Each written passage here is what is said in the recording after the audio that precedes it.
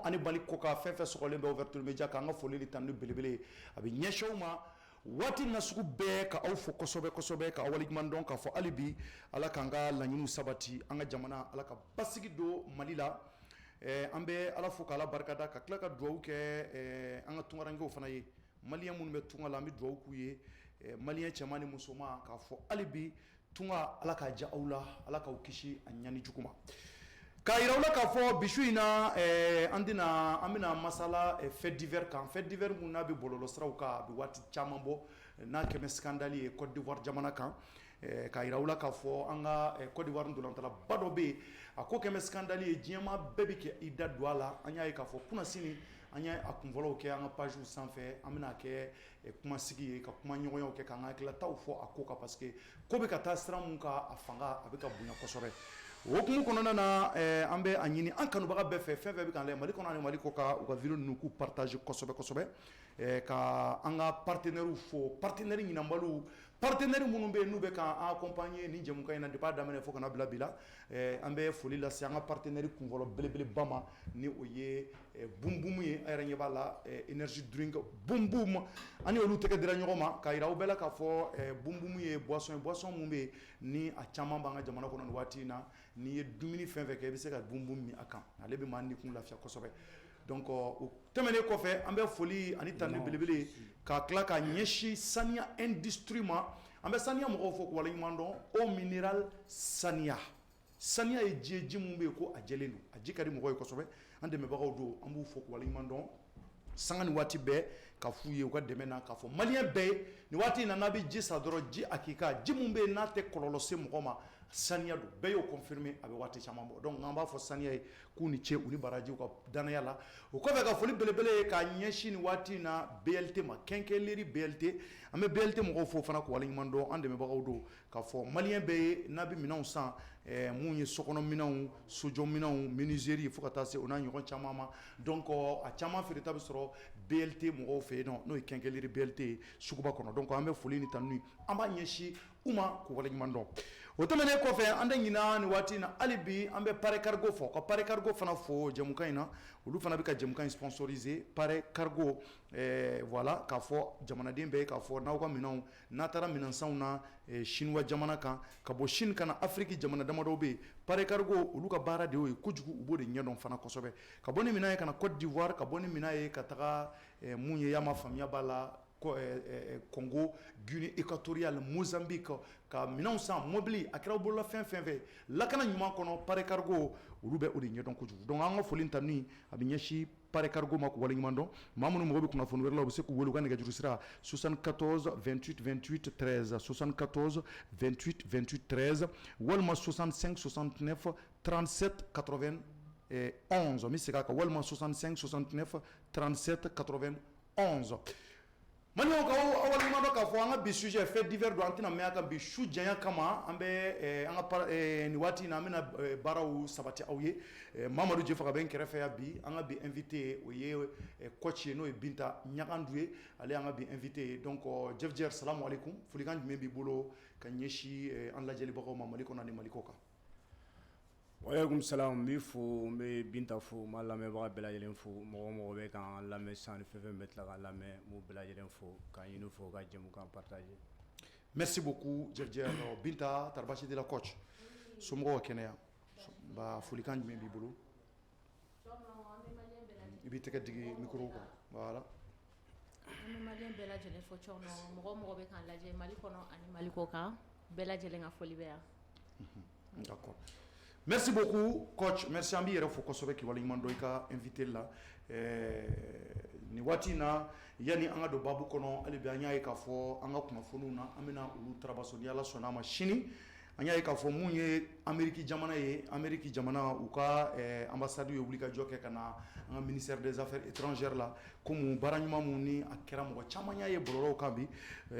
coopération Mali États-Unis d'Amérique donc mɔgɔ caman y'a yira k'a fɔ a bɛ waati damadɔ bɔ Amérique olu tun ye sɛbɛnfura tiɲɛ bɔ k'a yira k'a fɔ ko jamana damadɔ bɛ yen u tɛna gafew d'u ma nka an nana ye k'a fɔ Amérique ye wulikajɔ sabati ka na an ka jamana yɔrɔ ka se ka kuma bamaci kɛlɛ mun n'a b'an ka jamana kɔnɔ walasa u ni Mali bɛ se ka bolodon ɲɔgɔnmaya kɛ cogo min na a kuma ɲɔgɔnyaw a b'a an ka faamaw ni ɲɔgɔn cɛ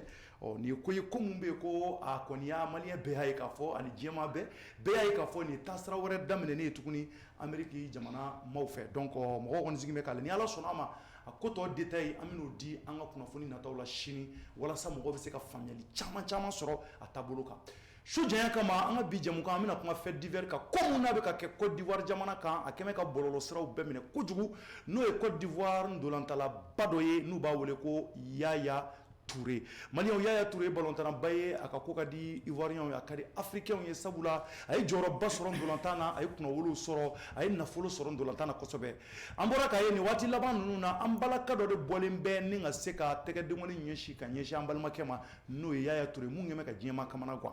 o bolodenkɔni tɛ dɔwɛrɛ ye ko k'a jira k'a fɔ ale ni Yaya kɔni kumakanw tɛmɛna u ni ɲɔgɔn cɛ a yɛrɛ ka kɔrɔfɔw don o kumakan dɛmɛw la ko fo ka taa se furuli kumaw kun tɛmɛna u ni ɲɔgɔn cɛ an balimamuso in ka kɔrɔfɔ la an nana ye k'a fɔ a ye fɛn caman lakale fo ka taa se minnu ye kɔnɔtiɲɛ baaraw u n'a ɲɔgɔn caman mun kɛmɛ polémique ye bɔlɔlɔsiraw kan a bɛ tile damadɔ bɔ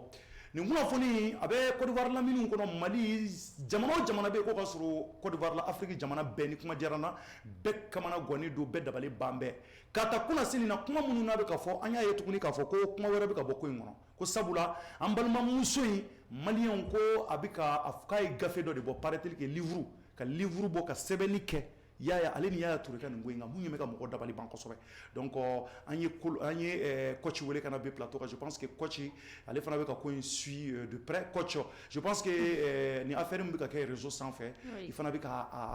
a suit kosɛbɛ a kɛmɛ ka mɔgɔ dabali ban parce que mɔgɔw tɛ se k'a faamuya k'a fɔ cɛ ni muso gindo ni mɔgɔw kɛra ɲɔgɔn fɛ gindo de bɛ tile ka kule gindo bɛ degun gindo bɛ fɔnɔ diɲɛmaa bɛ bɔ u ka gindo la k'o kalama o ye fɛn bɛ yen k'a ye mɔgɔw dabali ban an bɛna kuma o de kan bi parce que ni ko minnu n'a bɛ se ka kɛ peut-être a bɛ se ka kɛra Côte d'Ivoire bi a bɛ se ka kɛ jamana wɛrɛ kɔnɔ a bɛ se ka kɛ anw yɛrɛ ka jamana kɔnɔ Ala k'an kisi donc an k'an ka tilataw fɔ a kan je pense que c'est très important mais e bɛ mun kalama ko in affaire tɔrɔ parce que an y'a mɛn k'a bɛ ka yakuba ko in bɛ ka fanga wɛrɛ sɔrɔ k'a bɛ ka taa sira wɛrɛ kan k'an balimamuso in bɔra dɔw ka TikTok sanfɛ ko ka kuma ko mun b'a kunna a kan cɛ ko kununko k'u y'a kumakanw mɛn k'a yɛrɛ a ye version caman fɔ a ye fɛn caman lakale kɔrɔfɔ b'i bolo coach bon Thierno i b'a dɔn nin ye affaire min ye nin bɛ Ivoiriens ne concerné mais wajibi bɛɛ b'a da don a la parce que ni a bɛ personnalité publique de concerné donc bɛɛ b'a ka a ta fɔ a la mais an bɛ ka affaire in suit de très près et a bɛ niveau min na sisan a bɛ justice ka niveau de la i y'a faamuya donc accusation caman bɛ yen nɔ i yɛrɛ y'a fɔ cogo min na vocaliw fuitera vidéo fuitera bon affaire in yɛrɛ daminɛna cogo di fɔlɔ Thierno parce que il faut savoir que Yaya Touré ye balontanna ye mais mɔgɔ min don a furulen don bɛɛ b'a ka statut dɔn bon cɛfurulen ni cɛfurulen y'a yɛrɛ sɔrɔ scandale sugu dɔw kɔnɔna na a ma nɔgɔn maintenant ani muso min fɛnɛ bɛ ko in kɔnɔna na muso in fɛnɛ tɛ mɔgɔ dɔgɔlen ye journaliste de don a fɛnɛ bɛ baara kɛ Côte d'Ivoire téléso national de la n'ale tɔgɔ ko Anicette Konan Anicette Konan voilà donc u ka problème y'a jira k'a fɔ u tun bɛ relation de la Thierno i b'a dɔn ni jɛ fɛn fɛn sigira situation min qui n'est pas très propre et légale donc forcément problème bɛ se ka bɔ a kɔnɔ quoi oui d'accord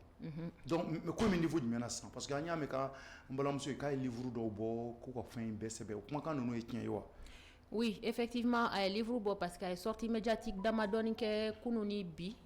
a bɛ ka sortie médiatique kɛ an bɛ k'a ye interview la plateau ni fɛnw sanfɛ mɔgɔw yɛrɛ bɛ ka ka critiquer kosɛbɛ les avis sont partagés Thierno a ye livre bɔ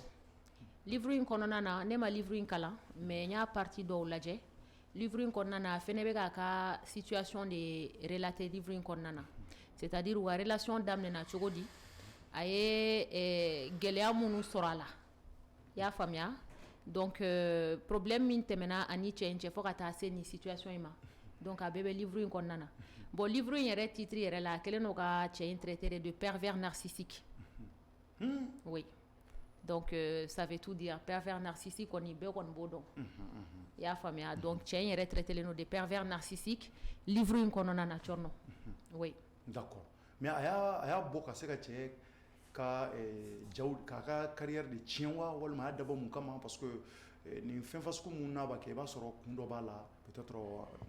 n'a ye ɲɛfɔli k'o la. Bon cɔrɔnɔ i b'a dɔn ni tiɲɛni kɔni nana ni tiɲɛni kɔni donna ko la kɔni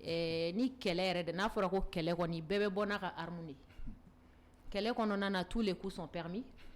i y'a faamu donc moi je pense que n'a kuma se kɛlɛ yɔrɔ ma est ce que nin bɛɛ tun bɛ na y'a la je pense pas donc a kɔni y'a ka livre bɔ a fɛnɛ bɛ ka minnu kɛra a la a fɛnɛ bɛ k'a ta fɔ livre kɔnɔna na bon vocal ni image fɛnɛ futera ka na kɛ ka kuma dɔw fɛnɛ sɔn ji la ka yira k'a fɔ kuma dɔw b'a kɔnɔna na olu fɛnɛ vocaliw yɛra donc a yirala k'a fɔ effectivement a bɛɛ tɛ nkalon ye a bɛɛ tɛ nkalon ye a y'a ka vécu de relater livre in kɔnɔ ko minnu kɛra la ko minnu kɛra la oui d'accord donc je pense que a kɛmɛ bɔlɔlɔ sira kɔni a bɔlɔlɔ sira wusulen don a ko la kosɛbɛ oui n bɛ ɲɛsin Jeff Jer ma Jeff je pense que kuna sini an da magara nin kuma in kun fɔlɔw la parce que a bi bɔlɔlɔw kan a bi diɲɛ kɔnɔ en réalité ko in bɛ ka kɛ Côte d'Ivoire mais n'i y'a ye diɲɛ ma da donna na parce que a ɲɛsin bɛ tɔgɔtigi min ma bɛɛ b'a dɔn wa o tɛmɛnen kɔfɛ a mɔgɔw da don filanan ye mun y'a la nin ye cɛ dɔ de sɔrɔ a ye muso dɔ fana sɔrɔ bon o kɔrɔ sujet do sujet mun n'a bɛ se ka cɛ bɛɛ sɔrɔ Afrique jamana wɛrɛ la a bɛ se ka muso bɛɛ sɔrɔ nin ko mun n'a kɛra Jeff ka mɛ ɲɛsin ma toi tu penses que c'est à dire que est ce que nin ko in kun kan kana fo nin niveau sɔrɔ k'a sɔrɔ la fura wɛrɛ kuma ɲin'a la est ce que nin tɛna kɛ sababu ye danaya mun bɛ tɛmɛ cɛw ni musow ni ɲɔgɔn cɛ nin tɛna mɔgɔw siran kanu kɛcogo ni fɛnw ni ɲɔgɔn cɛ wa o bolo wa parce que ni ma mɔgɔ sira o ni ma mɔgɔ sira hali k'i kɔnɔ hali ka da maa la k'a fɔ mɔgɔ ye n b'i fɛ n b'i furu peut-être bon furu kuma ni ɲɔgɔn nana don ni ɲɔgɔn cɛ k'u bɛ ɲɔgɔn furu de muso ka kuma na dɛ a ma k'an ɲɛna muso de y'a fɔ n'a fɔra k'o nana tiɲɛ aw ni ɲɔgɔn cɛ k'u bɛ ko wɛrɛ nana don la gindo de bɛ ka bɔ sisan est ce que nin tɛna vraiment nin cɛ ka ɲi nin cogoya in na parce que a bɛna mɔgɔw siran danaya ɲɛ a bɛna mɔgɔw siran kanu ɲɛ a bɛna mɔgɔw siran ka da ɲɔgɔn na a bɛna mɔgɔw yɛrɛ siran ka ɲɔgɔn wele whatsapp k'a ka ɲɔgɔn lajɛ ka yɛlɛko kumaw fɔ ka i dusukun mɔgɔ min b'i dusukun wo kɔnɔ k'o fɔ i kanubaga ye je pense que a bɛna mɔgɔw siran o ɲɛ kosɛbɛ quoi Jeff n'i ma fili ni kumana nin togoya la c'est à dire que moi ça me dépasse c'est à dire que c'est pas comme si a bɛna mɔgɔw la siran quoi au contraire c'est à dire n'i ye ko in ta k'a lajɛ affaire bɛ jɔn ni jɔn de cɛ la il faut aussi également souligner c'est à dire que leur situation voilà matrimoniale il faut bɛɛ jateminɛ a ko la comme ça i bɛ se k'i prononcer a kan quoi e ko ko a bɛna mɔgɔw siran c'est à dire ka kanuɲɔgɔn kumaw ni fɛnw na mais est ce que en temps normal maa min furulen don ni furulen don muso b'i bolo i furulen don muso b'i bolo a b'i bolo so kɔnɔ est ce que c'est normal même d'ailleurs i ka bɔ k'a fɔ k'i bɛ taa sunkuru tigɛ fɔlɔ ça c'est même pas normal tu vois non donc dire que a bɛna mɔgɔw siran siran ko tɛ dɛ ni maa min ka baara dɔ i b'a bila dɛ parce que nin tɛ ko ɲɛnama de n'i y'a ye Yaya filɛ nin ye Yaya il est marié et on est tous au courant de cela et puis d'ailleurs elle-même elle a relaté ça mais au moins Yaya ye promesse ni fɛn dɔ de ta ye malheureusement ces promesses n'ont pas pu être tenues o de nana ni nin gɛlɛyaw n'a ɲɔgɔnnaw ye parce que n'i y'a ta k'a lajɛ muso yɛrɛ ko a bɛ kuma ni religion ko kumaw yɛrɛ bɛɛ i y'a ye ko ale ye silamɛ ye olu fɛ u bɛ se ka musow ta fo 4 mais sauf que voilà o ye kumaw ye minnu bɛ taa o fɔ musow ye surtout minnu furulen don généralement i bɛ taa sɔrɔ cɛ minnu furulen don n'u ye muso dɔ ye kɛnɛma mun diyar'u ye n'u ma stratégie wɛrɛ sɔrɔ ou n'u ma technique wɛrɛ sɔrɔ ka se ka sɔrɔ u ka jan kɔnɔna la u taa ni kuma sugu ye quoi u b'a fɔ ko bon voilà bon ne ka diinɛ bɛ n permettre ka se ka muso wɛrɛw ni fɛnw furu bon muso dɔw bɛ yen i bɛ taa sɔrɔ le fait que i y'o kumaw ni fɛnw f'u ye a b'u rassurer c'est à dire que déjà bon ils se disent que surtout quand tu regardes Yaya n'est pas n'importe qui c'est quelqu'un qui est connu il est connu internationalement Yaya an yɛrɛ bɛ ka kuma a kan c'est parce que c'est quelqu'un qui est connu quand même c'est une star a ye ballon kɛ même si actuellement il est à la retraite mais a ye ballon kɛ ka clubbaw kɛ ka kanu yɛrɛ ta k'a di Côte d'Ivoire ma parce que waati min na Côte d'Ivoire bɛ kan ta je crois s'il n'était pas deuxième vice-capitaine il était troisième vice-capitaine voilà ou bien quatrième voilà donc mɔgɔ dogolen tɛ quoi mɔgɔ dɔnnen tun don voilà donc a ye kan ta k'a di Côte d'Ivoire ma ni ma fili en 2015 bon Thorno n'i ye nin ko in talen ka na nin bɔlɔlɔ sira in kan nin cogoya la c'est parce que n y'a fɔ cogo min na Yaya tɛ mɔgɔ dennin de ye nin ko in Thorno i b'a dɔn a ko in compliqué len don dɔɔni parce que ne ye min fɔ c'est vrai que muso de bɔra ka kuma ɲɛfɔ a bɔra a ye fɛn caman ɲɛfɔ a ye prévu dɔw bila sen kan yɛrɛ i n'a fɔ vocaux ko fo ka taa se min ye vidéo ko ye a y'olu bɛɛ lajɛlen bila mɔgɔw y'a lajɛ c'est-à-dire que les avis sont divisés nin ko in na dɔw ko bon muso bɛ ka nin bɛɛ kɛ parce que a bɛ fɛn ɲini de la muso bɛ ka nin bɛɛ kɛ parce que a ka laɲiniw don ni cɛ y'o fɔ a ye olu ma se ka sabati o de y'a to a bɛ ka nin bɛɛ kɛ il y a d'autres aussi également qui défendent la femme parce qu'ils disent que voilà Yaya étant responsable ale ɲɔgɔnna mɔgɔba tan comment est-ce qu'il peut se permettre ka taga yɛrɛ sɔrɔ nin n'a ɲɔgɔnna situation na donc i b'a dɔn ko mana na toile kan dɔrɔn avis bɛ diviser ta fɔ la maintenant moi ce que j'ai à dire c'est-à-dire voilà ne bɛ se ka min fɔ nin ko in na quoi c'est-à-dire nin affaire sugu cɔrɔnɔ comme a nana bɔlɔlɔ de kan et ça concerne deux personnes Yaya ani muso in bon an ma Yaya ka version mɛn an ye muso in de ka version mɛn et moi j'attendais ça dire que moi peut-être là où j'en veux peut-être à la dame yɔrɔ min na ne bɛ se ka fɛn a la dɔɔni elle aurait peut-être saisi la justice bien avant qu'il y ait un prévu yɛrɛ bila kɛnɛ kan fɔlɔ réseaux sociaux kan voilà parce que i b'a dɔn en matière de justice par exemple fɛn dɔ tɛmɛna i ni mɔgɔ dɔ cɛ yanni i kana k'a fɔ ko i bɛna réseaux sociaux kan k'i bɛna ka na lakaleliw ni fɛn dɔw kɛ il y a une voie légale qui est là, qui est la justice. Il faut aller saisir la justice d'abord. Toutes les preuves que tu as à ta disposition, tu mets ces preuves-là, ça dit devant la justice. Il y a conseillé au béquet, nous mettons na charia ka bolo kan aussi ka ta kumana ye. Mais ni nana ye bololo kan. Ça dit que voilà, au fana dans la fin de quoi parce que bololo te charia, bololo te joni jalagidi mɔgɔw ma quoi.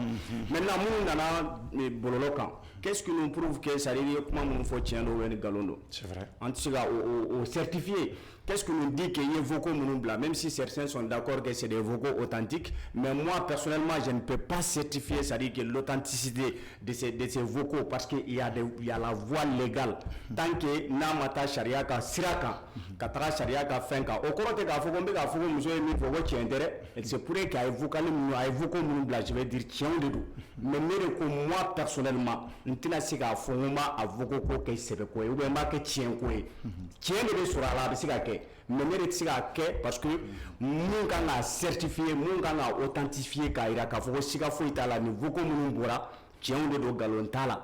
f'u ka tɛmɛ n'o sira de ye fɔlɔ est-ce que i bɛ ka kuma faamuya fɔlɔ c'est-à-dire tant que n'a ma tɛmɛ ni o sira ye olu k'a certifier olu k'a fɔ ko tiɲɛ yɛrɛ la ni kumakan min fɔra ni vocaux minnu bɔra siga foyi t'a la c'est des vocaux authentiques ne tɛ se k'a fɔ ko n bɛ kala sɛmɛ a la o kɔrɔ t'a jira k'a fɔ ko n bɛ fɛ k'a fɔ ko muso ye kumakan mun fɔ ou bien vocaux minnu bɔra ko tiɲɛ tɛ ne ko ne de donc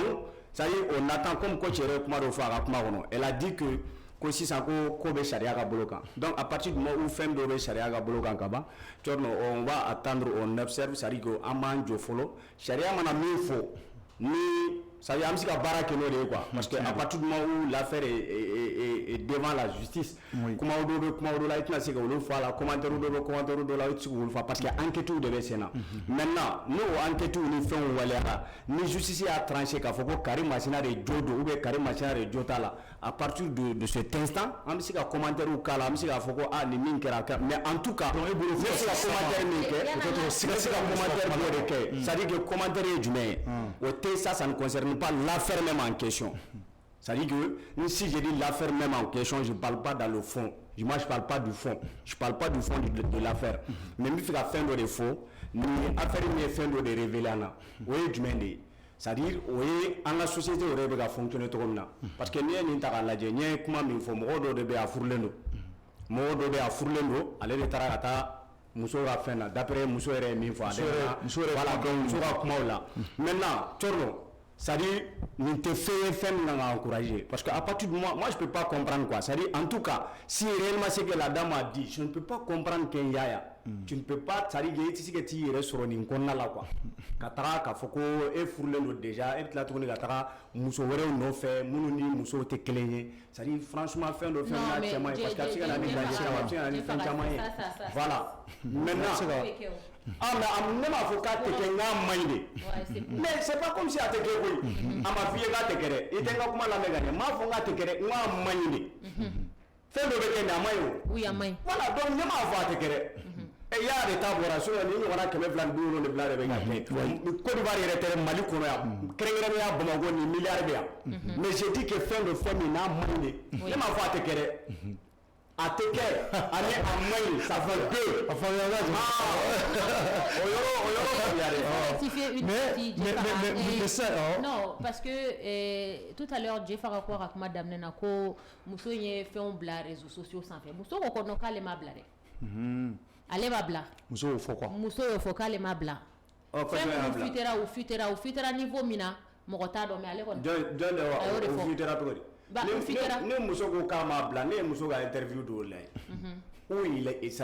il a une interview avec un monsieur. Oui. O bɛ k'a ɲininka a yɛrɛ bɛ ka e kana vocaux bila mais elle était là à expliquer de A à Z kumakan minnu bɛ vocaux kɔnɔ jusqu'à ce que ala ye pervers narcissique ko kuma min fɔ dɛ ko wale minnu cɛ tun bɛ wale minnu ni fɛn minnu fɔ ale ɲɛna a tun bɛ wale minnu kɛ c'est à dire a ye cɛ yɛrɛ ka yɔrɔ ale a m'a fɔ ko cɛ ko ka muso ko k'a ma vocaux bila muso tilara ka vocaux yɛrɛ jouer. Kuma y'a ye vocal min caman muso e ka ne lamɛn bani e m'a fɔ ko muso ko k'a ma fuite ɔ n'a ma fuite muso fɛ n'a y'a sɔrɔ a ma fuite e fɛ ɔ munna e bɛ tila tuguni ka n'o vocal kelenw jouer munna e nana jouer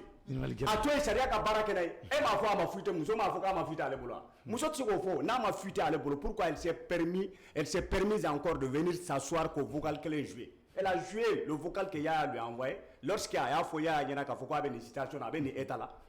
au vocal joué. La réponse qu'elle a donnée à Yaya là, nous sommes réclarés pour réponse qu'elle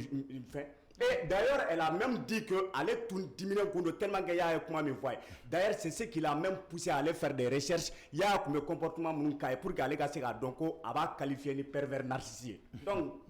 qu'elle nous respecte quand même. N'allez quoi aller ma vocopo et pourquoi ma vocopo d'accord, il can vocopo mais pourquoi aller jouer encore les mêmes vraiment. Jeffara, moi je pense que nia e ou sera une situation ina. Moi quand la question m'est posée, c'est pourquoi ou sera une situation ina faut que clair en assez réseau sans fait. Ça c'est très important. C'est très important. Parce que quel est ce que moi flan ni ñoronche. Abe se ka solution ɲini aw ni ɲɔgɔn cɛ de telle sorte que a ko kana bɔ mais n'a ko bɔra mun de nana n'a bɔli ça c'est la question à se poser aussi. C'est vrai. Bi ma kɛlɛ in bila sen na o sisan de mɔgɔw bɔra a kalama. Oui. On est d'accord. Maintenant mun de nana ni kɛlɛ in bɔli ye réseau sanfɛ cɔnɔ déjà cɛ mana don muso kan i donna muso kan e ye cɛ furulen ye e bɛ infraction de la ni donna muso kan ni kumakan dumanw ye ka relation tisse ni muso ni ɲɔgɔn cɛ ka promesse ta muso ye k'a fɔ k'i b'a furu ka tila k'a f'a ɲɛna ko i bɛ fɛ a ka den yɛrɛ wolo i ye olu vocaliw fɛnɛ bɛ n'i ye muso bila o état kɔnɔna na ça veut dire que o musolamɔgɔ elle te fait entièrement confiance ça veut dire que aw ka relation basigilen de don ou soit e de bɛ ka galon tigɛ muso ye parce que n'i ye galon tigɛ muso fɛnɛ galon fɛnɛ conséquence de ye nin ye o a b'i rattraper ɲɛfɛ parce que n'i ye mɔgɔ bila confiance sugu dɔ kɔnɔna na f'a tigi bɛ taa ka taa ka vie bila en jeu ka taa kɔnɔ ni fɛnw bɛɛ ta déjà n'i y'a ye a sera kɔnɔ ta yɔrɔ ninnu ma ça veut dire que la relation elle était sérieuse ça veut dire que relation min kun don a relation yɛrɛ protection kun t'a relation kɔnɔ ne bɛ dimi muso kɔrɔ yɔrɔ mun na ne bɛ dimi muso kɔrɔ yɔrɔ mun na yɛrɛ c'est à dire que est-ce que c'était la peine fa kana yɛrɛ sɔrɔ réseau kan bah justement parce que kun ka taa justice la ka taa ko ɲɛnabɔ mais attends bon n'a sera fo réseau kan ça c'est pour au moins vraiment ternir les images non t'a dɔn laɲini ye mun ye na bɛ na ni o ye quoi a ye cogo man ɲi quoi a cɛ man ɲi ne kɔni bolo vraiment mais fɛ ka min f'i ɲɛna réseaux sociaux kan oui a kun man ka yɛrɛ sɔrɔ réseaux sociaux kan certes mais il faut savoir que ni kɛlɛ bɛ ka kɛ ni dusu bɔra dusu bɛ na ni tiɲɛni ye dusu bɛ na ni tiɲɛni ye ni mɔgɔ non i bɛ taa justice la c'est vrai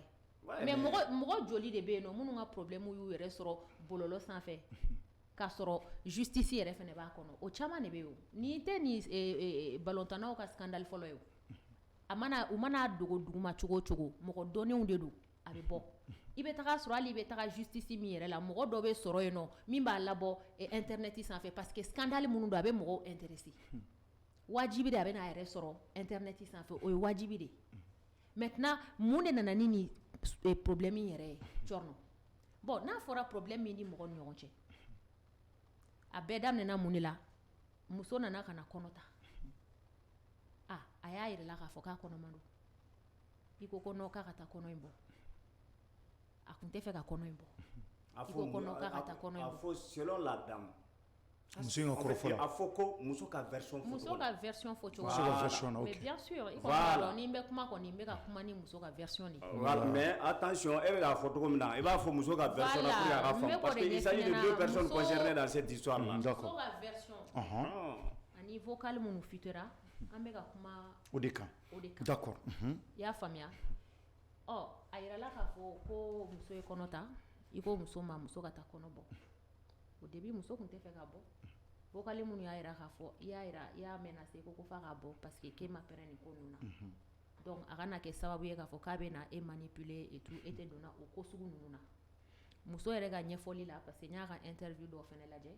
a ko a n'a kɛlen ko o kuma in kɛ donc ale labanna ka sɔn donc a taara ka taa bɔ mais k'a ma wari ci ale ma a bɔli wari ci ale ma a furakɛli wari a m'a ci ale ma donc o kɔfɛ a ye muso bloqué a ka numéro bɛɛ lajɛlen kan muso ka fɔli la donc c'est à dire que communication foyi de tun tɛ possible tun tɛ muso bolo ka don ni cɛ ye contact la bon déjà e ye muso min i ye kɔnɔ da muso min na cɔrno a tigilamɔgɔ i y'a bila ka taa kɔnɔ bɔ i kan ka jɔrɔ n'a tigi ye n'an taara humainement parlant i kan ka jɔrɔ n'a tigi ye tu dois t'assurer que même après que a ye kɔnɔ bɔ problème t'a da la mais ni e taara ka taa bloqué a tigi tɛ se ka hali kuma e fɛ bon e dun n'a ma kɛlɛ e dun n'a bɛ relation de la bon est-ce que n'i y'a tigi bloqué non mais kojugu don i b'a sɔrɔ a y'a bloqué ka da kun non la i y'a de b'o dɔn ye kojugu don a bɛ se ka kɛ Cɔrno a siranna kojugu kɛ don i tɛ n'i siranna ko ɲɛ ni fura t'i bolo i b'i yɛrɛ ɲini fɔlɔ non mais yanni a bɛ se k'a bɛna débloqué kɔfɛ peut-être non muso kɔrɔtɔra Cɔrno cɛ responsable man ka réagir ten tɔ n'i ye ko kɛ n'i ye tiɲɛni kɛ i b'a responsabilité de assumer o de ye cɛ responsable ka baara ye déjà de 1 i ko est-ce que tu penses que n'a kun ye wari ci muso in ma a ka taa yɛrɛ furakɛ est-ce que peut-être nin problème in kun bɛ na fɔ yan parce que muso in ka plainte fɔlɔ daminɛna ni o de ye i ko muso ka taa kɔnɔ bɔ i ma wari ci a ma a man kɛnɛ o a sara o e t'a kalama i y'a bloqué mɔgɔ diminen bɛ fɛn bɛɛ kɛ peut-être s'il avait bien réagi envers la femme ka wari d'a ma k'a nɛgɛ peut-être problème in kun tɛna se yan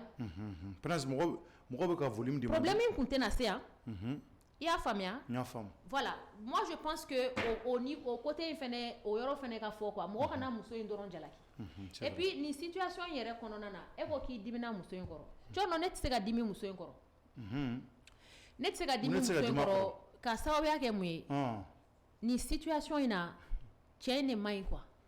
a ye muso in fana man ɲi cɛ in de man ɲi parce que i b'a dɔn non cɛ coach ni yɔrɔ la i bɛ ka jugement awɔ ne bɛ ka n ka avis de i ye cɛ non cɛ man ɲi an y'a mɛn ka bɔ non elle est en train de faire mais audio mun yɛrɛ bɔra audio mun bɔra parce que i b'a dɔn min na min ko n ko cɛ man ɲi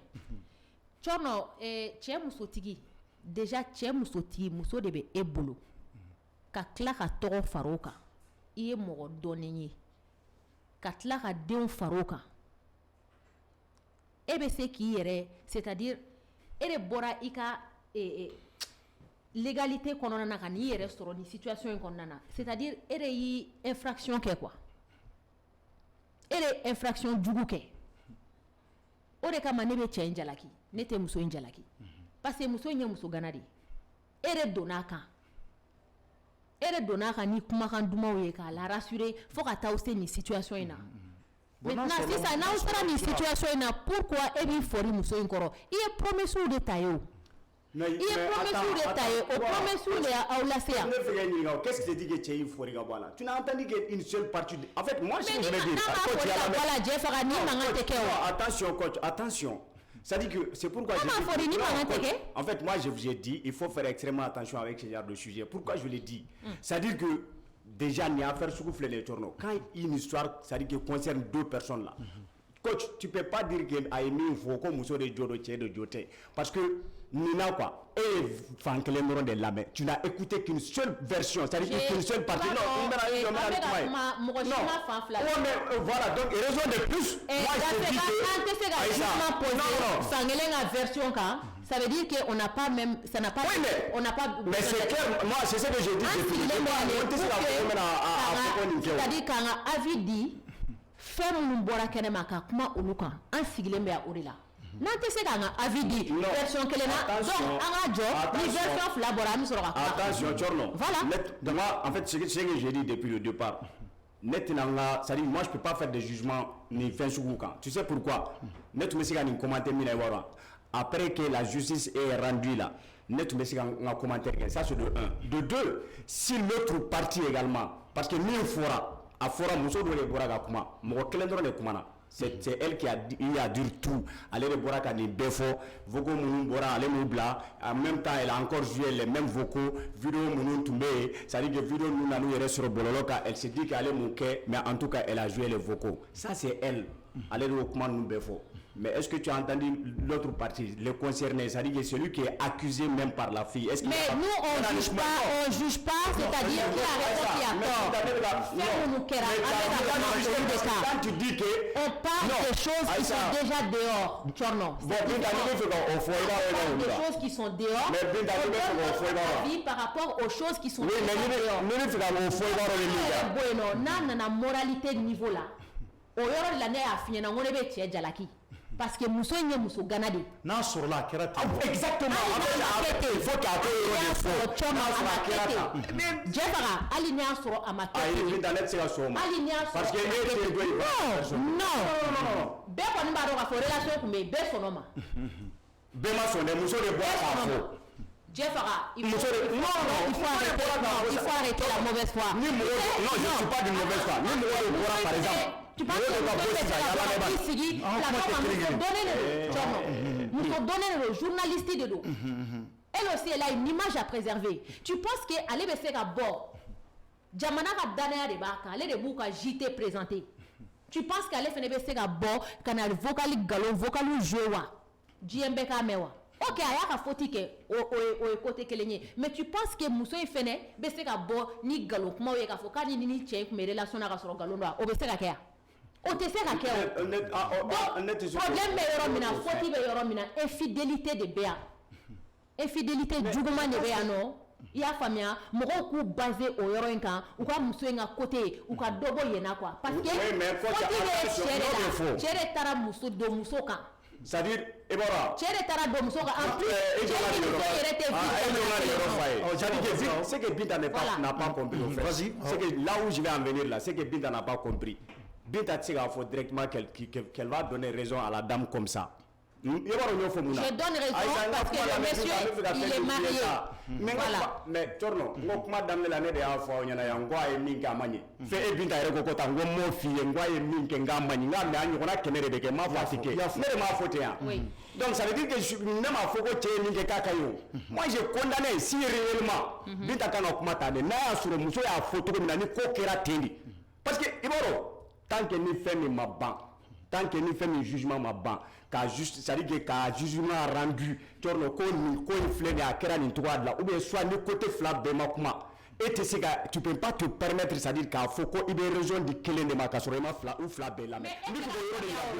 ne fɛ ka min fɔ Binta yɔrɔ la n'a y'a sɔrɔ i y'a lamɛn bani n'a y'a sɔrɔ Binta ka kuma kan ka kɛ min ye yɔrɔ la n'a y'a sɔrɔ ni ko waliyara nin cogoya de la muso bɔra k'a fɔ cogo min na n'a y'a sɔrɔ a kɛra ten de là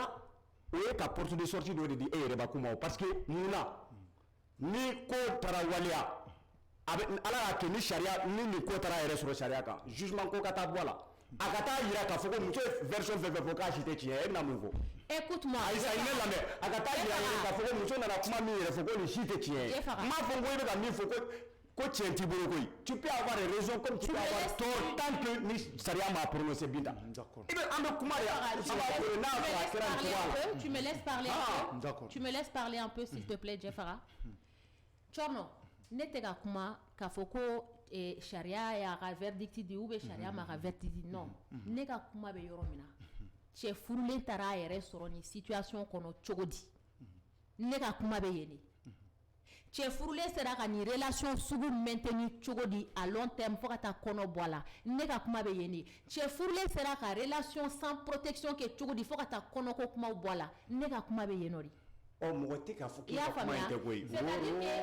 cɛ furulen o de ne ka kuma bɛ yen de. peut-être que n'a sɔrɔ la hɛrɛ tɛ. Binta tɛ ka yɔrɔ min faamuya. non Binta tɛ ka faamuya. Binta tɛ ka non tɛ ka kɛ i n'a fɔ non parce que comment on appelle nous ma verdict di fɔlɔ mais c'est clair justice ma kuma fɔlɔ a donna ta mais justice ma kuma mais kuma nana bɔlɔlɔ kan comme anw bɛ bɔlɔlɔ kan donc an bɛ se k'an ka avis di par rapport à ce qui est sur la toile. D'accord? Muso yɛrɛ fɛnɛ tilara ka sortie médiatique de kɛ ka tila ka livre de bɔ k'a sɛbɛn livre kɔnɔ. A ye mun sɛbɛn livre kɔnɔ? Fɛn fɛn bɛ ka bɔ vocal la. O kuma a bɛ ka livre ninnu feere wa? Mais livre bɛ feere de kɛ. A b'a bɛɛ feere. Mais livre bɛ feere de. A b'a feere librairie la. Mais pourquoi a tɛ feere? Cɔrɔ. En fait, Binta tɛ ka ne faamuya ni min ye b'a dɔn. C'est incroyable. Binta tɛ ka Ɲɛmɔgɔ yɛrɛ bɛ nin kɛ yan. Ne yɛrɛ b'a dɔn. E yɛrɛ tɛ ka muso accuser nin ye tan. Ayi ne tɛ ka accuser sa. Ne ka yɔrɔ ne ka kuma bɛ yɔrɔ mun na. Mais mun na aw tɛ ka cɛ ka infidélité côté accuser? Ayi dɛ Binta yala mɛ. Ayi kana fɔ Mun na aw tɛ k'o accuser? Ayi Binta parce que a réellement. Ayi la cɔrɔ yala mɛ Binta tɛ ka ne jɔ la tile ayi i jɔ. Kuma ban fɔlɔ. I jɔ la Binta tile. Parce que a kana na taga e bɛ ka min fɔ e bɛ ka an ma fan da la. Mun na aw tɛ ka cɛ ka infidélité côté fɔ? Binta ko ne. Cɛ de ye faute kɛ cɛ de bɛ infraction kɔnɔ muso tɛ infraction kɔnɔ. Ne y'o fɔ ko siɲɛ kɛmɛ. Muso tɛ infraction kɔnɔ jusqu'à preuve du contraire ni nin ko in taara yɔrɔ jan muso bɛ se ka jalaki côté min na n bɛna f'i ɲɛna côté fila muso bɛ se ka jalaki côté fila de la nin situation in na n'a ko taara yɔrɔ jan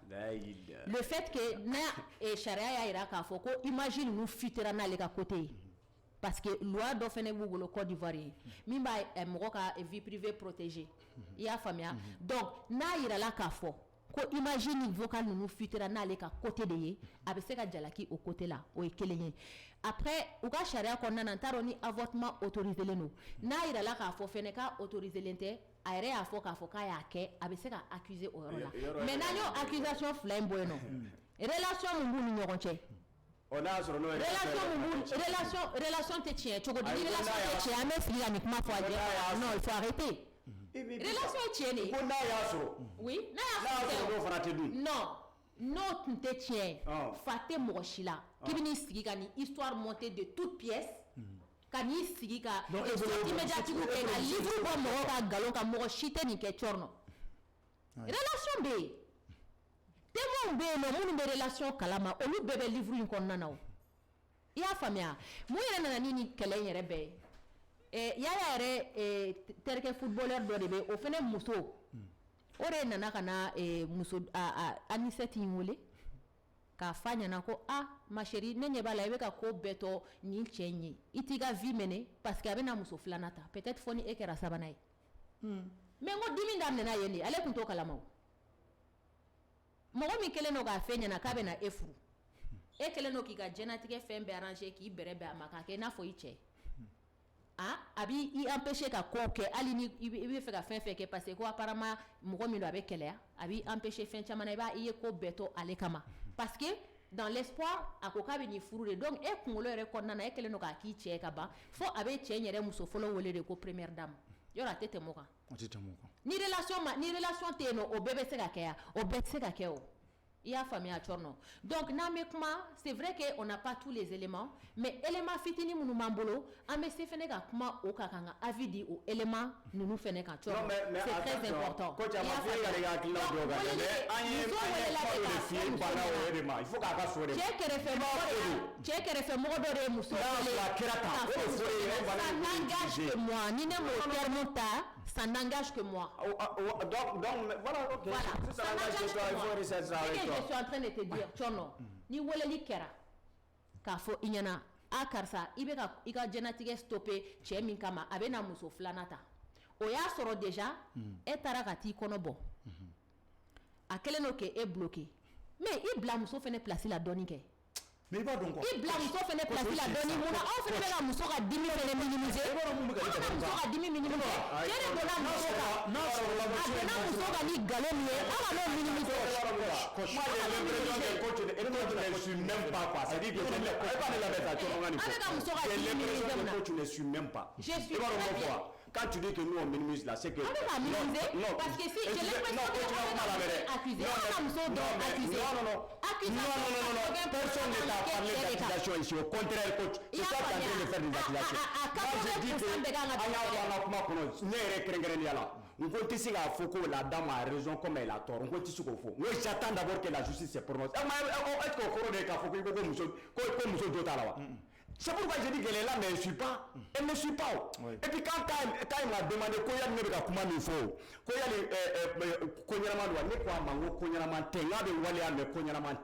donc, elle m'a entouré, c'est-à-dire que nous, nous sommes là en train de condamner la dame. J'ai dit, il faut pas, on n'a pas condamné la dame. Et au contraire, elle est victime. Non, écoute, moi, je ne pourrais pas dire que même à Foucault, elle n'est pas victime. Selon la situation matrimoniale du monsieur, la dame, elle est victime. Elle a été manipulée. Elle est victime. Elle a été manipulée, la dame. Elle a été manipulée. J'ai l'impression qu'elle ne comprend pas. Elle ne comprend pas mon raisonnement. Selon elle, elle est victime. Elle est victime. L'affaire là ne s'est pas selon la situation matrimoniale de Yaya Touré, la dame, elle est victime. Voilà. Donc, il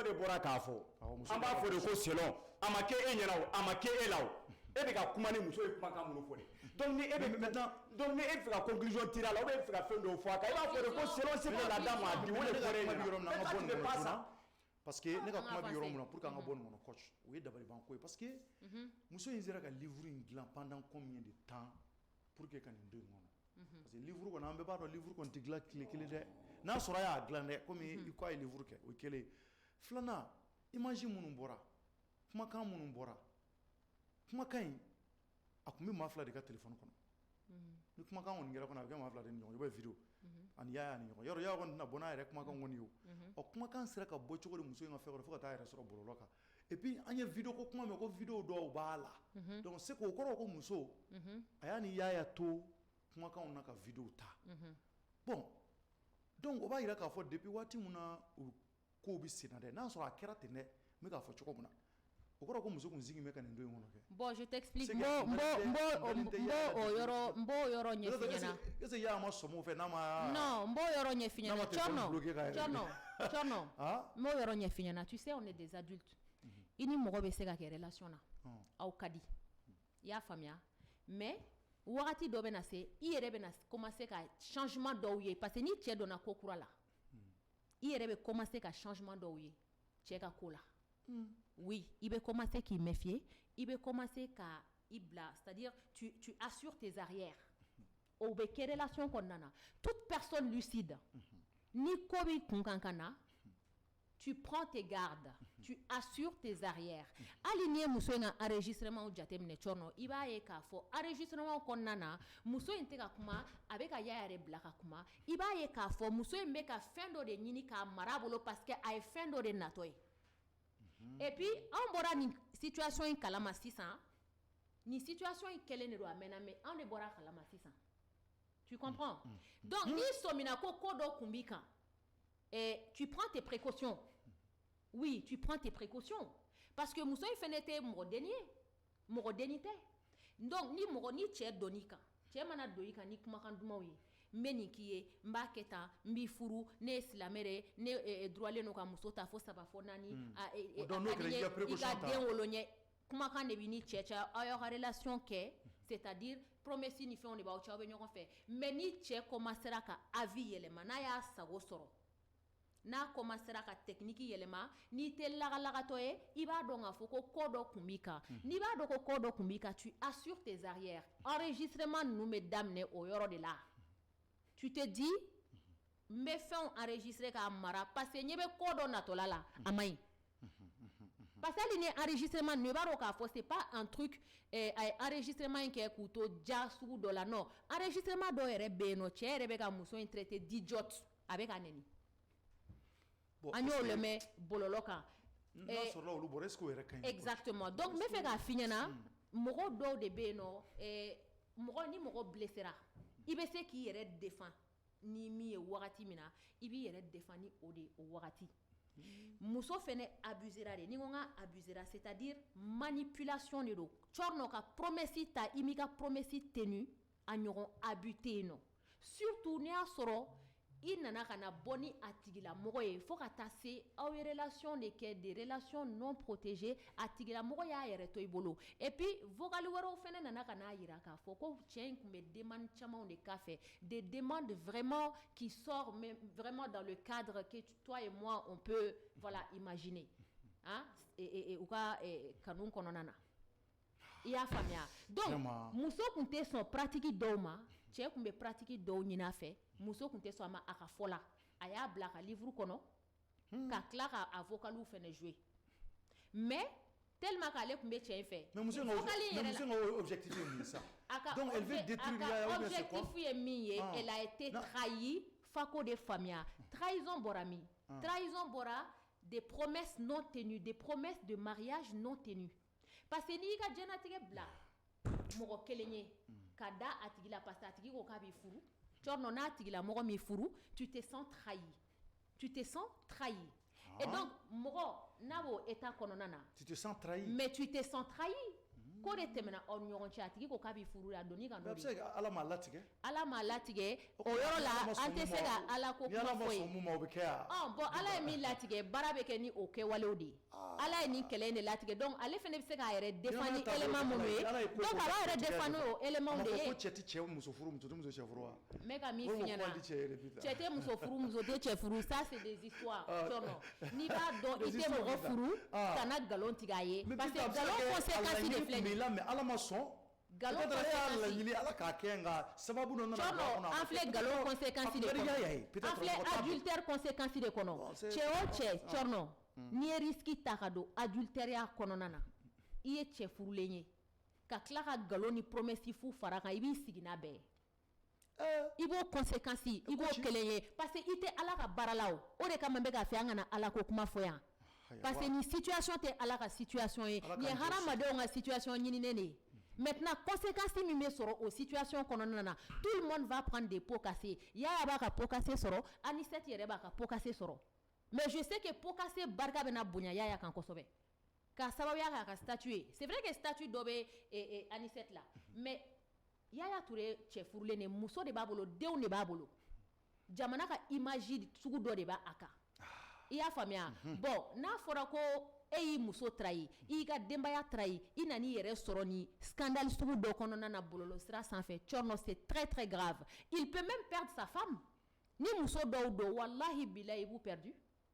tu peux perdre ta famille est-ce que i bɛ k'a faamuya donc pour te dire que ni mɔgɔ donna adultère fɛnw kɔnɔna na i b'i sigi n'a conséquences ye cɔrɔnɔ i b'i sigi n'a conséquences ye conséquences mana na cogo o cogo i b'i sigi n'a ye. C'est pour ça que moi, bon, justice ou pas justice, le monsieur a émis que... Justice ou pas justice, le monsieur a émis que ne m'a fait que le monsieur l'a fait ou bien il l'a pas fait. C'est-à-dire il faut faire attention. En fait, j'ai l'impression... Regardez la message,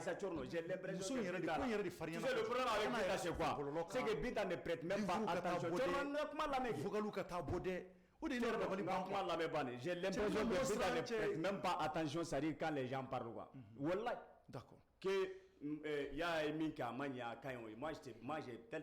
très bien dit depuis le départ, qu'il y a émis que selon la dame, ce que la dame a dit, si c'est vrai. Si c'est vrai, ne me fous pas de Binta. Maintenant,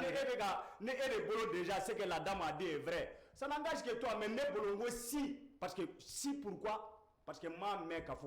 je ne dispose pas de tous les éléments. À élément Béténébolo. À élément Ténébolo, je n'ai pas non plus entendu parler, c'est-à-dire que le concerné, même à Yekoya, il y a une version de faux. Quand Sharia a prononcé à Kankafoko, bon, le coin qui est en tout cas de là. C'est-à-dire qu'à partir du moment où moi, je n'ai pas tous ces éléments-là, obligatoirement, ce que la dame a dit, c'est ce qui est vrai. Mais il faut qu'on les tienne. Si j'ai un commentaire à faire, j'ai bel et bien dit que je ne vais pas faire de commentaire sur le fond. Mais ce que la femme a dit, si réellement, s'il s'avère que c'est vrai, comme nous avons mis, il faut qu'on tienne de nous. Moi, j'ai bel et bien dit qu'il y a un faute. On est au faux. On est au fait. Il y a ce qu'il a fait, il a fauté. Moi, si réellement ce que la dame a dit, on a coquera au toit de là. Moi, il a fauté parce que moi, a foulé. Et bien, nous refaisons des trucs non, non, non, ça veut dire que quand tu mais qui t'accuse? Qui t'accuse? Non, mais toi, parce que toi, tu non, mais qui t'accuse? Non, mais attends, écoute. Et puis on n'a pas dit que c'est que quand Chorno a dit tout à l'heure, Jeffara, calme-toi. Quand Chorno a dit tout à l'heure, ko alebe muso jalaki ko pourquoi muso ni kewalenke ko ka livre ni fombo ko abe fait ka check vie détruire tes accusations. Il t'a posé une question. Non, voilà. Il n'a pas posé. Non. Bien avant. On y a question posée. Quand Jeffara a fini de parler, tu as dit vraiment à un ennemi qui est mania pourquoi ka livre ni fait un bon ka check a vie détruit. Ça c'est pas grave. Je suis pas le débat. En fait, je suis très bien le débat. Jeffara, ton problème, je ne sais pas c'est quoi, mais moi je suis très bien le débat. C'est ce que je suis en train de te dire. Tu as ton avis, j'ai mon avis à donner. Personne ne t'accuse. Non, personne ne t'accuse. Moi, je défends mes idées avec mes arguments. J'ai le droit. Est-ce qu'on t'a dit le contraire? Voilà. Non. Moi, je défends mes idées avec mes arguments. Si toi, tu n'as pas envie de t'avancer par rapport à ce que tu as sur les réseaux sociaux, ça n'engage que toi. Alors, ben voilà, donc laisse-moi m'avancer avec ce que j'ai sur les réseaux sociaux. J'ai été très clair dans tout le monde. Avec les autres sans fait, on peut en parler. Mais Koko B, n'a pas mafla de concerné. N'a pas mafla de concerné. Il est quel de l'ame, il m'a quel l'ame, mimbi a nini fait, mimbi nini fait. Haramadia la horia la taritlene aérela. Mimbi nini fait, bado. Il est mis la mais il va faire des nas sur la kera au toit de là. Tu ne peux pas. En fait, avec mon gros flat de camp quoi. Par exemple, quand on veut un tourno quoi. Moi dois un tourno de la version la même moment de la version la même. Ou kata drone et la version drone ta drone ka barake noy. Nega kuma kandu. Na sur ni e na tigitara barake ni e ka version drone de atigi mané la même. Ko fait ni nega version manana. Ni ne la version nana kana ye ka foko mi tara fo de torno tara mi fo e nyara ye tie ni torno ma domina ka soro imane lame ko tie fleni e be ke todi wala te kitaya. OK, je suis d'accord. OK. Aflana ni fera mi nyira bintala ni ko do be mo do kan adi ni mami par exemple torno ka version nana fo ne na ne ba fo na ya soro torno ya fo afora to mina torno fe na soro akera tendi ni yoro la Jeff ka jota la ni yoro la mais ma Jeff la mere mais na ya soro tourno ka kuma ka mi fora la Jeff ni ode tout c'est dire en fait Jeff je commenter quoi j'ai compris que je vais donner automatiquement ou directement raison à tourno mais OK maintenant moi je vais te demander un truc Jeff moi je te demande un truc donc Jeff moi je te demande un truc juste une seule question tu penses que tu es personnalité publique dit Jeff tu penses que si c'est une relation montée de toutes pièces par cette femme-là, tu penses que le monsieur n'a pas une presse derrière lui? Il peut le faire. Pourquoi il ne l'a pas fait? Pourquoi il ne l'a pas fait? Non mais il peut le faire. Parce que non, parce qu'elle est d'accord.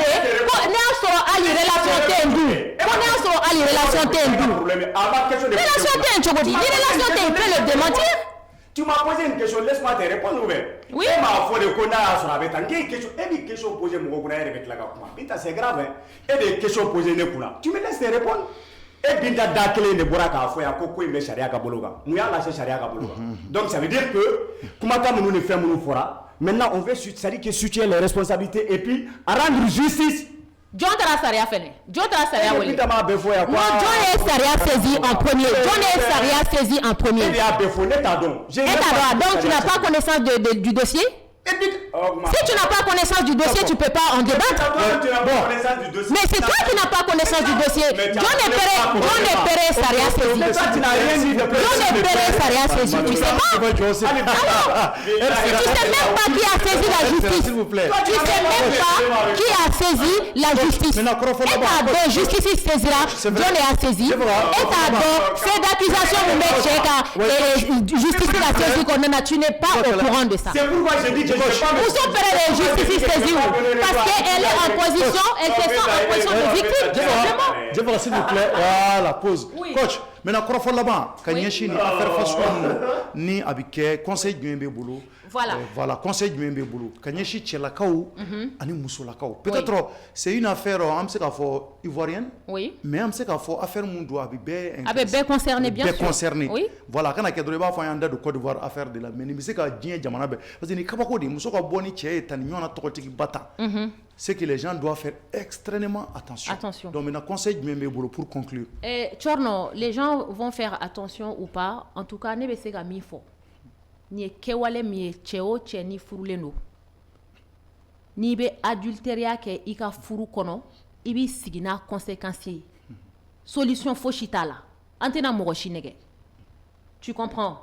Adultéria conséquences drone ni tchorno. Ni che kuntora ana a damana. A kelena muso ou bien ni muso yi tun kada na tun ya furu a kunte na se ni yɔrɔ ninnu bɛɛ ma i y'a faamuya maintenant a ka adultéria n'a ka galontigɛ n'a ka manipulation n'i y'a sɔrɔ il s'avère que tiɲɛw de don ça veut dire que a yɛrɛ de y'a yɛrɛ bila problème kɔnɔ filanan fɛnɛ min ye cɛ furulen comment se fait-il que cɛ furulen i bɛ taa ka taa kɔnɔ da muso la ka tila k'a fɔ n'a sɔrɔ a kɛra n y'o de fɔ n'a sɔrɔ a kɛra comment se fait-il que i bɛ se ka kɔnɔ da muso la ka tila k'a fɔ k'a k'a bɔ ça veut dire que i m'i yɛrɛ protéger ni m'i yɛrɛ protéger ça veut dire que i yɛrɛ ka vie bila danger la i furumuso ka vie bila danger la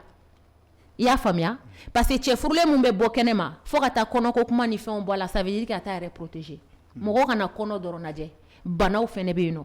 mɔgɔw k'u hakili to o yɔrɔ la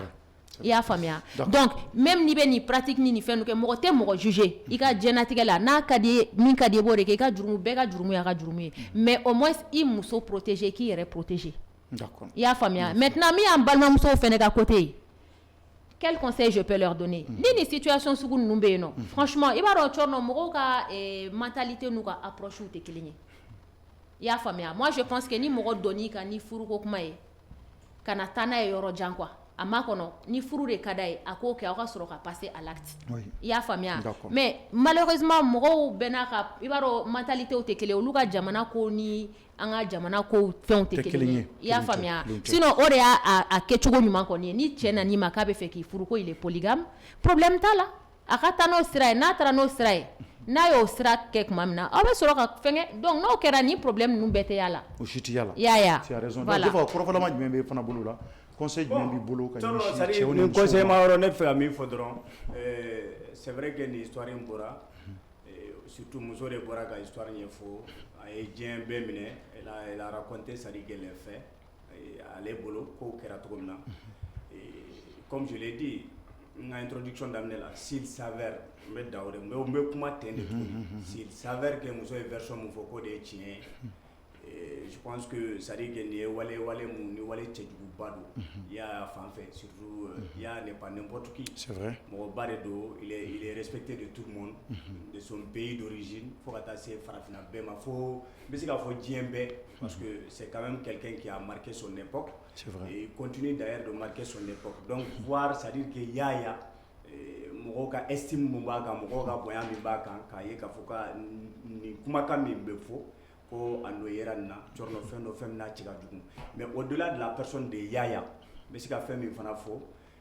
mɔgɔw k'u janto u yɛrɛ la qu'on fasse extrêmement attention surtout ceux qui sont mariés mɔgɔ minnu furulen don i tɛ se ka muso furu k'a fɔ k'i bɛ tila tuguni ka taga k'i bɛ taa nin fɛn ninnu kɛ voilà bɛ taa je sais qu'il y a beaucoup de Yaya d'ailleurs il y a ɲɔgɔnna ni si réellement ni Yaya de don quoi je sais que mais il y a beaucoup de Yaya à travers l'Afrique, à travers le monde même d'ailleurs.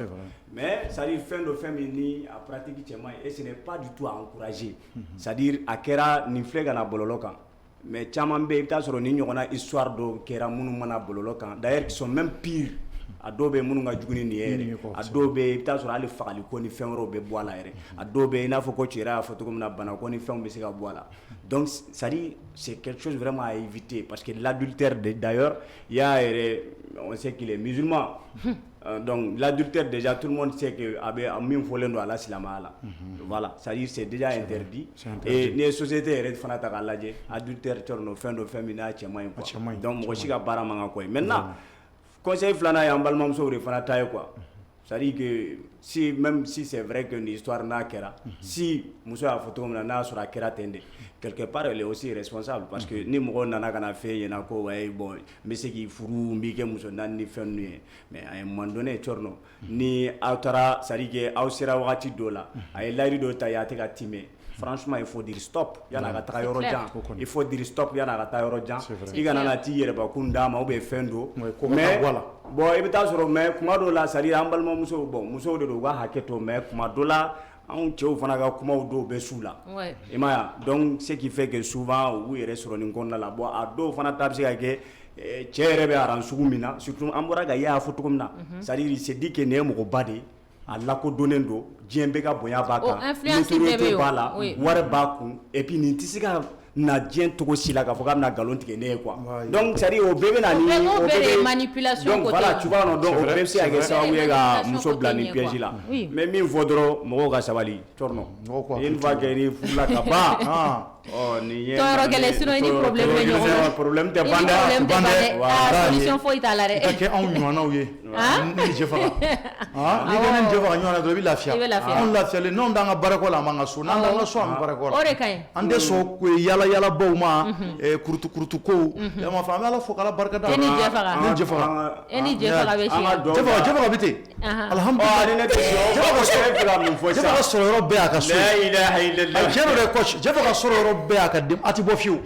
n'a tɛ so dɔrɔn an bɛ dugawu kɛ ala k'a sutura an bɛ dugawu kɛ ala k'a sutura cɛ faga tiɲɛ tɛ yan ala k'a sutura ɲɛnamaya ko ka ca o ka bɔ o ka tigɛ kɔrɔ ka o tiɲɛ tɛ ɲɛnamaya ko ka ca i t'a fɔ i ka jɛ faga ta bɔ la dɛ Chorno cɛ faga tɛ wa i bɛ Chorno tɛ kuma ni yɛrɛ ye wa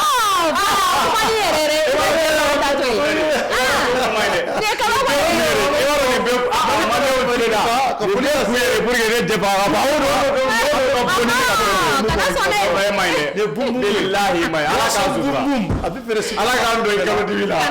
foli belebele ɲɛsi saniya mɔgɔw ma an bɛ saniya mɔgɔw fɔ kɔrɔkibandɔ donc ka foli belebele ɲɛsi fana pare cargo olu fana an ka partenaire an b'u fo donc anw de tun bɛ yan bi sini ni ala sɔnna ma nɛgɛ kaɲɛ 13 prince o tɛ wa an bɛ ɲɔgɔn sɔrɔ yan prince o tɛ yan